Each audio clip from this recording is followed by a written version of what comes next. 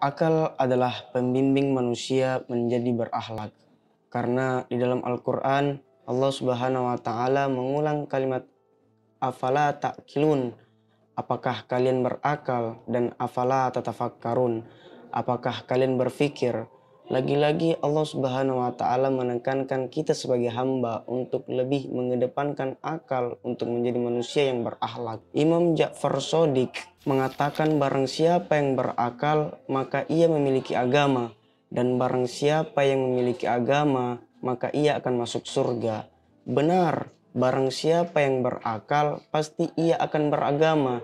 Dan bukankah agama adalah keseimbangan dalam akhlak, amal, dan akidah? Dan bukankah akal hanyalah pemimpin kebaikan dan penuntun kebahagiaan? Imam Ja'far Shadiq juga menegaskan bahwa manusia yang paling sempurna akalnya adalah yang paling baik akhlaknya. Beliau juga berkata, akal adalah penuntun orang mukmin. Imam Ja'far Shadiq memandang pembagian akhlak dalam pandangan lain, di mana beliau menganggap bahwa keutamaan terbesar terletak pada akal, sedangkan keutamaan lainnya hanyalah cabang-cabangnya, dan bahwa kehinaan yang utama adalah kebodohan, sedangkan kehinaan lainnya merupakan cabang darinya.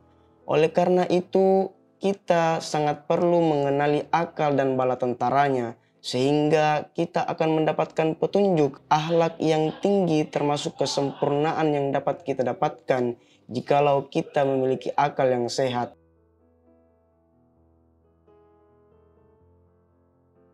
Yang dimaksud akal yang sempurna oleh Imam Ja'far Shadiq ialah sistem keseimbangan yang tidak ifrat dan tafrit, sebagaimana yang telah beliau katakan, barang siapa yang berakal maka ia memiliki agama.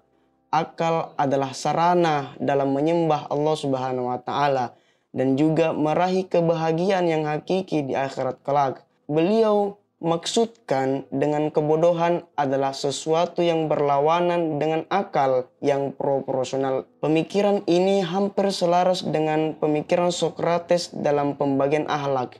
Namun pemikiran Imam Ja'far Shadiq tidak tersentuh kritikan sama sekali.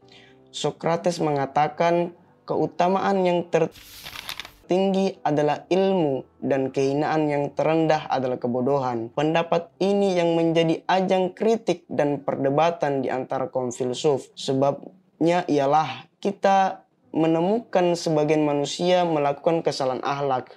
Sementara itu ia mengetahui kekejian perbuatannya, namun ilmunya tidak menuntunnya pada kemuliaan dan mencegahnya dari kehinaan. Adapun Imam Ja'far Shadiq mengatakan bahwa keutamaan terbesar terletak pada akal. Hal yang sangat jelas bahwa manusia melakukan penyelewengan akhlak ketika keseimbangan melemah di antara berbagai tujuan atau sebagian akhlak yang menyimpang dari keseimbangan. Aristoteles menyanggah teori Sokrates dengan mengatakan sebenarnya Sokrates tidak mengerti atau ia pura-pura lupa bahwa jiwa seseorang tidak tersusun dari akal saja. Ia membayangkan bahwa semua perbuatan tunduk pada semua kekuatan akal. Kemudian ketika akal mengetahui keutamaan amal, namun ia lalai bahwa sebagian besar perbuatannya justru dikendalikan oleh emosi dan hawa nafsu, maka saat itu pula sadar atau tidak sadarnya kita dalam melakukan hal itu, kita bisa saja terjerumus dalam kesalahan. Walaupun akalnya mengetahui bahwa tindakannya ini tidaklah benar pada proporsional akal dalam menentukan kebenaran. Kritikan tersebut tidak ditujukan pada teori yang telah dijelaskan oleh Imam Ja'far Shadiq, sebab beliau tidak mengatakan bahwa jiwa seseorang tidak tersusun dari akal saja, akan tetapi beliau mengatakan bahwa akal yang lurus yang akan tunduk kepadanya berbagai emosi ketika memberontak dan akan patuh pula nafsu ketika ia menantang, serta ia akan menyeimbangkan di antara kekuatan ketika ia saling berhadapan. Ini sangat selaras dengan sabda Nabi besar Muhammad SAW kepada para sahabatnya, kalian telah pulang dari jihad kecil menuju jihad besar. Sahabat pun bertanya, apakah jihad besar itu ya Rasulullah? Rasulullah menjawab, jihad dalam melawan hawa nafsu. Jadi untuk melawan hawa nafsu, landasan utamanya adalah akal.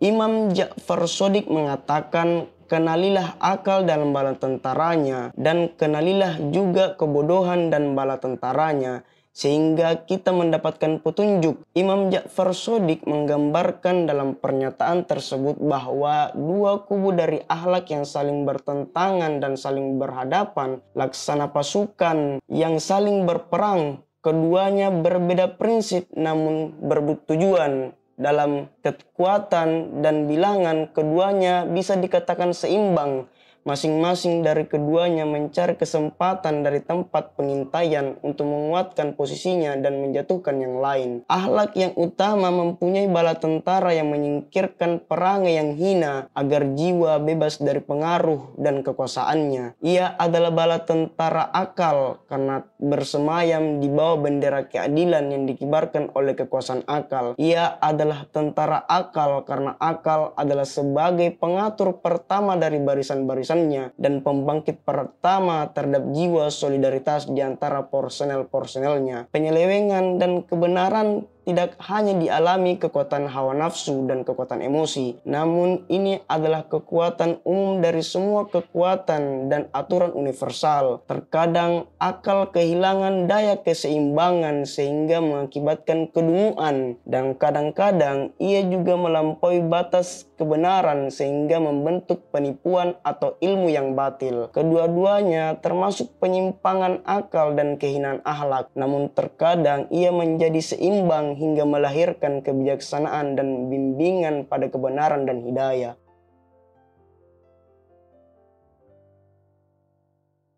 Kesempurnaan kekuatan akal merupakan ilmu teoritis dan praktis dengan tingkatan-tingkatannya yang paling tinggi, sedangkan kesempurnaan kekuatan amal terletak pada kepatuhan pada aturan bimbingan akal. Dan kadang-kadang manusia dalam dua kekuatan ini mencapai batas kesempurnaannya, sehingga para pakar etika menamainya sebagai manusia sempurna. Berkenaan dengan hal ini, Imam Ja'far Shadiq berkata, pilar manusia adalah akal.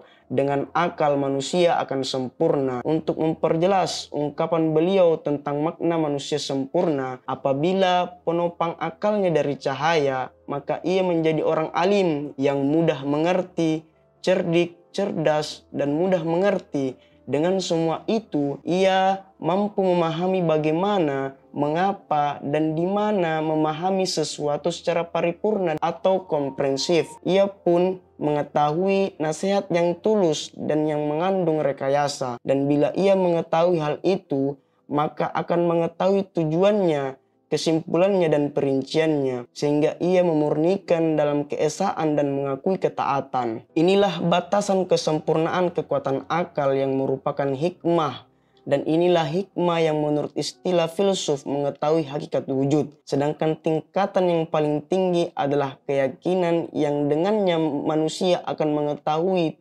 jalan, tujuan, dan perinciannya. Kemudian pengaruh darinya adalah pemurnian dalam pengesaan dan pengakuan dalam ketaatan. Sangat perlu kita ketahui sebagai orang yang terpelajar untuk mendidik akal kita menuju kebenaran yang hakiki menurut proporsionalnya. Dan ini juga sangatlah penting bagi kita sebagai orang yang terpelajar untuk mengetahui di mana keutamaan akal dalam menentukan jalan akhlak yang akan kita tempuh. Sedari kita lahir, kita telah dititipkan fitrah yang selalu condong kepada kebaikan. Buku ini sangat direkomendasikan untuk mengetahui secara menyeluruh tentang psikologi akhlak, bahwa yang menentukan tindak lanjutnya akhlak adalah akal, untuk mengisi pengetahuan kita tentang berbagai macam ilmu, agar kita terhindar dari kebodohan yang tidak kita sadari. Ternyata kebodohan itu sudah merajalela di dalam diri kita. Mari membaca. Ada pertanyaan?